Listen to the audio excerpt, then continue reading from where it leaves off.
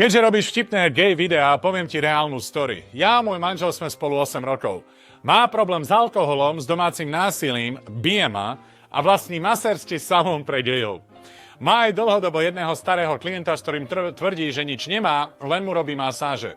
V našej rodine je to totálny chaos, môj manžel hrá automaty, pije alkohol, konzumuje drogy a neustále ho hľadá polícia. Naposledy vyskočil von oknom, keď nám zvonili na dom vyšetrovatelia. Je možné, že môj manžel je bisexuál? Ježiši Kriste, to je stále ten tróder, ktorý nepozná svoju vlastnú sexualitu a trestá za to celý svet. Není žiaden bisexuál, tvoj manžel je gay. V prvom rade, ako náhle sa chlap dotkne orlíka druhého chlapa, je klasifikovaný ako gay. Celé LGBTQ znamená gay. Lesbian, gay. Gay, gay. Trans je gay. Queer, gay. Zhodíme sa, všetko je to gay.